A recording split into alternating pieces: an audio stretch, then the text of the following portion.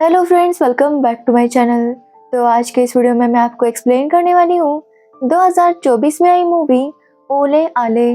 तो चलिए without wasting time movie का एक्सप्लेनेशन स्टार्ट करते हैं।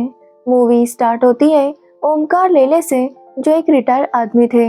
अब ओमकार अपनी लाइफ काफ़ी मज़े से जी रहे थे। तो वही उनका बेटा आदित्य, जो कि 27 साल का है, वो अपने काम में बहुत ज़्यादा बिजी रहता है। वो इतना बिजी रहता है कि उसके लिए अपने पापा के साथ खाना खाने के लिए भी टाइम नहीं होता।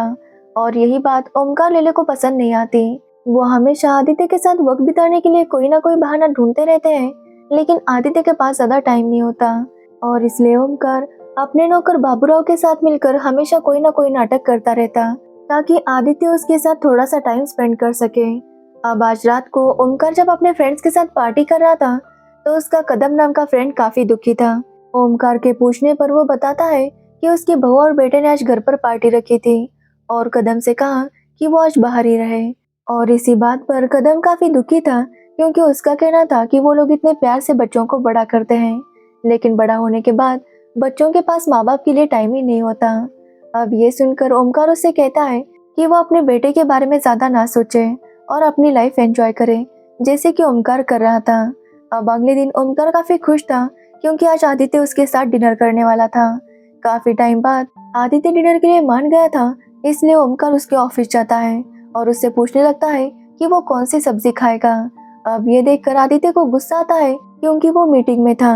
वो अपने पापा को समझाता है कि वो टाइम पर घर आ जाएगा, वो घर जाकर डिनर की तैयारी करे। जिसके बाद ओमकार घर आता है और खुद खाना बनाने लगता है। लेकिन तभी आदित्य के असिस्टेंट का कॉल आता है और वो बताती है कि आदित्य को एक इम्पोर्टेंट मीटिंग है, इसलिए वो घर नहीं आ पाएगा। अब ये सुनकर ओमकार का दिल टूट जाता है। थोड़ी देर बाद बाबूराव का आदित्य को कॉल आता है और वो उसे बताता है कि ओमकार घर से भाग गया। अब ये सुनकर आदित्य काफी शॉक था, क्योंकि उसे लग रहा था कि इतनी छोटी सी बात पर ओमकार घर छोड़कर क्यों भाग गया। जिसके बाद आदित्य घर आता है और ओमकार के फ्रेंड से पूछने लगता है, लेकिन ओमकार किसी के भी घर पर नहीं था।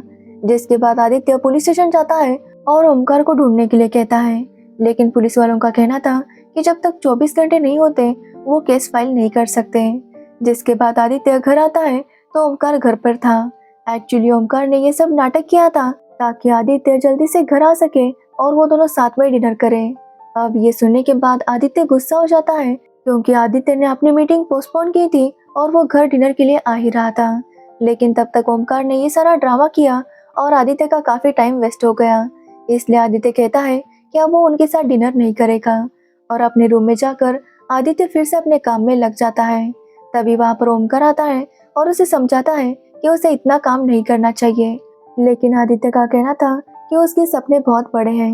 वो चाहता है कि हर कंट्री में उसको ऑफिस हो। लेकिन उसके पापा समझाते हैं कि वो बस पैसा कमाने में फोकस ना करे, बल्कि अपनी लाइफ भी जिए। लेकिन आदित्य कहता है कि ये सब बातें कहने के लिए अच्छी लगती है। जिसके बाद वो अपने पापा को वहां से भेज देता है, क्योंकि उसकी ऑनलाइन मीटिंग थी। जिसके बाद ओमकार बाबूराव के साथ बातें करने लगता है। वो दोनों बातें कर ही रहे थे, तभी उन्हें ऊपर से एक आवाज आती है। दोनों जब ऊपर जाकर देखते हैं तो आदित्य वहां पर बेहोश होकर गिर गया था। जिसके बाद वो लोग आदित्य को हॉस्पिटल लेकर जाते हैं, तो आदित्य अब होश में आ गया था। आदित्य कहता है कि वो ट्रेडमिल पर भागते हुए अपने मेल चेक कर रहा था, लेकिन तभी उसे चक्कर आ गया और वो गिर गया। अब ये सुनने के बाद डॉक्टर से कुछ टेस्ट करने के लिए कहती है।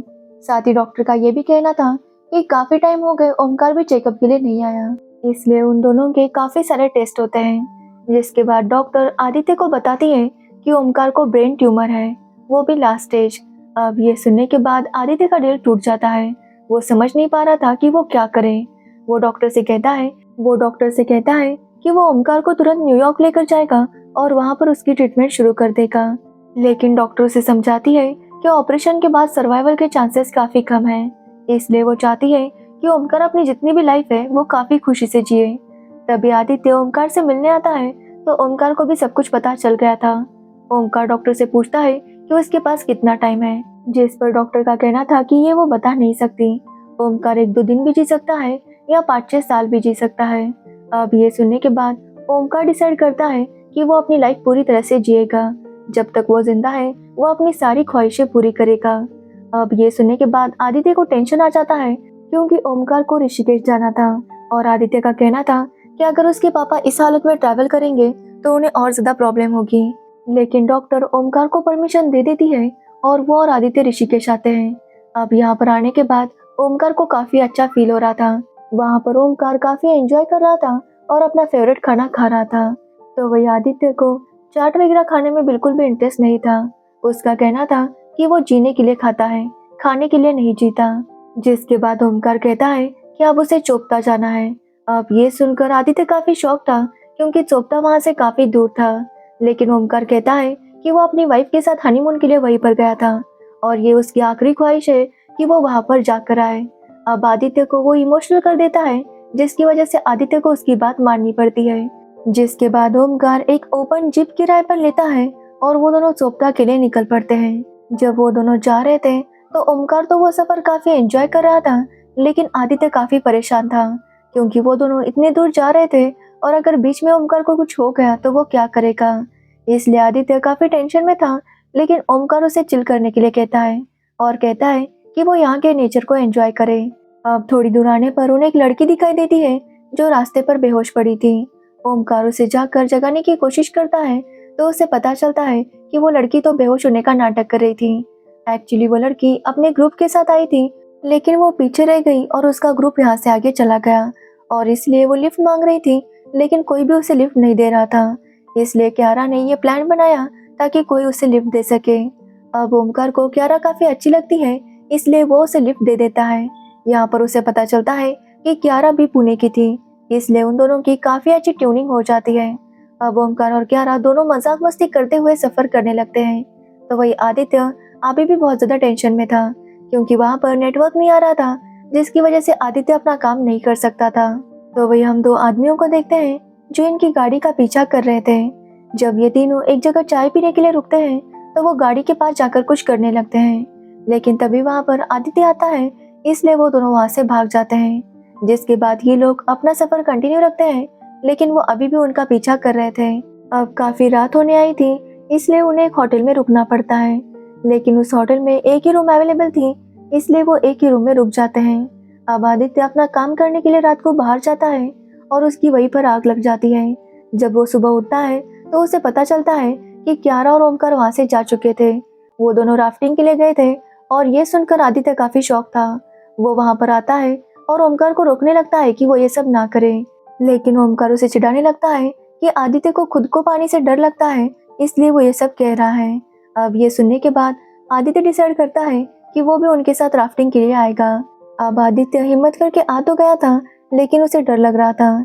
तब ओमकार उसे समझाता है कि वो डरे नहीं, बल्कि इस सबको एंजॉय करे। जिसके बाद आदित्य वैसा ही करता है और उसे मजा आने लगता है। अब आदित्य भी क्यारा और ओमकार के साथ काफी खुश रहने लगा था। वो तीनों अपना सफर कंटिन्यू रखते हैं, लेकिन बीच में ही उनकी गाड़ी खराब हो जाती है। जब आदित्य चेक करता है तो उसे पता चलता है कि डीजल लीक हो रहा था। एक्चुअली दो गुंडे उनका पीछा कर रहे थे, उन्होंने ही उनकी जीप खराब की थी। तभी ओमकार देखता है कि वहां से एक कार आ रही थी और वो उनसे लिफ्ट मांगने चला जाता है, लेकिन उस कार में वो दो गुंडे थे और वो ओमकार के सर पर गन रखते हैं और उनसे कहते हैं कि उनके पास जो भी है वो सब कुछ दे दो। जिसके बाद आदित्य अपना लैपटॉप, मोबाइल, क्रेडिट कार्ड सब कुछ दे देता है और वो गुंडे वहां से चले जाते हैं। लेकिन अब इनके पास ना ही पैसे थे और ना ही उनकी जीप ठीक हो रही थी, इसलिए ओमकार डिसाइड करता है कि वो चलते हुए ही आगे बढ़ेंगे। अब ये तीनों चलने लगते हैं और रास्ते में उन्हें एक आर्मी का टेंट मिलता है। अब वो लोग उन्हें भी अपने साथ रुकने के लिए कहते हैं और ये लोग भी वहाँ पर रुक जाते हैं। अब वहाँ पर टेंट में ओमकार और आदित्य में काफी इमोशनल बातें होती है कि किस तरह ओमकार बस इतना चाहता है कि आदित्य उसके साथ समय बिताए। तो वही आदित्य भी समझ चुका था कि पैसा ही सब कुछ नहीं होता, इसलिए आदित्य फैसला करता है कि वो हर संडे को छुट्टी लेगा और साल में 20 दिन वो छुट्टी लेकर वेकेशन पर जाएंगे। जिसके बाद आदित्य ओमकार के पास वैसे ही सो जाता है जैसा वो बचपन में सोता था। अब अगले दिन जब वो लोग आगे का सफर कंटिन्यू करने वाले थे, तभी हम क्यारा को देखते हैं जो उन दो गुंडों से बात कर रही थी और वो उन्हें समझाती है कि अब वो उनका पीछा करना छोड़ दे और यहाँ से वापस चले जाए। तभी वहाँ पर आदित्य आता है और गुंडों को देखकर उनका पीछा करने लगता है। अब आदित्य उनके पीछे भाग रहा था, इसलिए वो गुंडे ओमकार को किडनैप करके अपने साथ लेकर जाते हैं। अब ये देखकर आदित्य काफी परेशान हो जाता है। वो यहाँ वहाँ ओमकार को हर जगह ढूंढता है, लेकिन ओमकार उसे नहीं मिलता। जिसके बाद आदित्य पुलिस स्टेशन जाता है और ओमकार की मिसिंग कंप्लेंट फाइल करता है। अब आदित्य पुलिस स्टेशन में ही रुकने वाला था, लेकिन क्यारा उसे कहती है कि उन्हें आगे सोप्टा जाना चाहिए, क्या पता ओमकार वहां पर पहुंच गया हो। जिसके बाद आदित्य उसके साथ सोप्टा आता है तो ओमकार वहां पर पहले से था। ओमकार कहता है कि वो गुंडों के चंगुल से भाग आया और भागते वक्त उसने गुंडों के पास से अपना सामान भी ले लिया था, इसलिए वो आदित्य को उसके लैपटॉप मोबाइल वापस देता है। लेकिन आदित्य कहता है कि अब उसे इन सब चीज़ों की ज़रूरत नहीं, क्योंकि अब आदित्य समझ चुका था कि उसके लिए क्या इम्पोर्टेंट है। साथ ही आदित्य क्यारा को पसंद करने लगा था और कहीं ना कहीं ये बात क्यारा को भी पता थी। जिसके बाद ओमकार आदित्य से कहता है कि उसे केदारनाथ जाना है। अब आदित्य फिर से मना करता है तो फिर से ओमकार उसे इमोशनल ब्लैकमेल करता है, जिसके बाद आदित्य उसे केदारनाथ लेकर जाता है। वहां पर आने पर ओमकार बहुत ज्यादा खुश था। जिसके बाद ओमकार आदित्य को एक शांत जगह पर ले जाता है और वहां पर वो दोनों काफी बातें करते हैं। आदित्य काफी इमोशनल हो गया था, क्योंकि उसे पता था कि कुछ दिनों बाद ओमकार उसे छोड़कर चला जाएगा और आदित्य चाहता था कि ओमकार हमेशा उसके साथ रहे। और ये सुनने पर ओमकार भी इमोशनल हो जाता है। वो आदित्य को समझाता है कि सब कुछ हमारे हाथ में नहीं होता, इसलिए लाइफ कितनी बड़ी है ये नहीं देखना चाहिए, बल्कि ये देखना चाहिए कि हम लाइफ कितनी जीते हैं। दोनों ही वहां पर रोने लगते हैं और आदित्य वहां पर बेहोश हो जाता है। ये देखकर ओमकार क्यारा को बुलाने लगता है, जहाँ पर वो डॉक्टर क्यारा करके बुलाता है। और यहाँ पर हमें पता चलता है कि एक्चुअली ब्रेन ट्यूमर ओमकार को नहीं बल्कि आदित्य को था, और ये बात ओमकार को पता थी। ओमकार जानता था कि अगर आदित्य को पता चल गया कि वो मरने वाला है तो वो और ज्यादा काम करने लगेगा, ताकि उसके जाने के बाद ओमकार को किसी चीज की कमी ना हो। लेकिन ओमकार चाहता था कि आदित्य अपनी लाइफ पूरी तरह से जिए, वो सब कुछ करे जो अब तक उसने नहीं किया था। और इसीलिए उसने आदित्य से झूठ बोला कि उससे ब्रेन ट्यूमर है, ताकि आदित्य उसकी हर बात मान सके और उसके साथ घूमने चला आए। जिसके बाद आदित्य को होश आता है और वो भी समझ चुका था कि ब्रेन ट्यूमर उसे है, ना कि ओमकार को। लेकिन अब आदित्य काफी खुश था, क्योंकि उसके पास ढेर सारी मेमोरीज थी।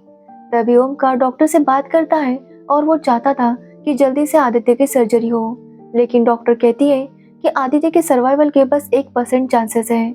लेकिन ओमकार कहता है कि उसके लिए 1% भी बहुत है, इसलिए वो डॉक्टर से कहता है कि वो फौरन से डॉक्टर को बुलाए और आदित्य की सर्जरी करें। जब डॉक्टर आते हैं तो वो भी यही कहते हैं कि सर्वाइवल के चांसेस बहुत कम हैं। अब ये सुनने पर ओमकार काफी इमोशनल हो जाता है, क्योंकि वो भी आदित्य को खोना नहीं चाहता था। फिर भी वो चाहता था कि वो सर्जरी हो और आदित्य ठीक हो जाए। लेकिन तभी वहां पर आदित्य आता है और ओमकार से कहता है कि उसने अभी जीना सीखा है, इसलिए वो सर्जरी करके मरना नहीं चाहता बल्कि जीना चाहता है। डॉक्टर भी ओमकार को यही समझाती है कि सर्जरी के बाद आदित्य की जिंदा रहने के चांसेस लगभग ना के बराबर हैं, इसलिए वो भी यही कहती है कि आदित्य को ऐसे रहने दो और अपनी लाइफ जीने दो। अब ओमकार भी उसकी बात समझ जाता है और आदित्य के साथ मेमोरीज बनाने लगता है। तो वही आदित्य भी वो सब कुछ करता है जो वो लाइफ में करना चाहता था। और एक दिन आदित्य की मौत हो जाती है। आदित्य ने जाने से पहले अपने ऑर्गन्स डोनेट कर दिए थे, जिसकी वजह से वो मरने के बाद भी जिंदा था। और ओमकार आज भी अपने बेटे को याद करके उसका बर्थडे सेलिब्रेट करता है, क्योंकि वो जानता है कि उसका बेटा जहाँ भी है वो उसे देख रहा है। और इसी के साथ ये मूवी एंड हो जाती है। तो ये थी ओले आले मूवी की स्टोरी। अगर आपको इस मूवी की स्टोरी और मेरा एक्सप्लेनेशन पसंद आया हो तो वीडियो को लाइक कमेंट शेयर जरूर करना और मेरे चैनल को सब्सक्राइब करना बिल्कुल मत भूलना। Thanks for watching the video.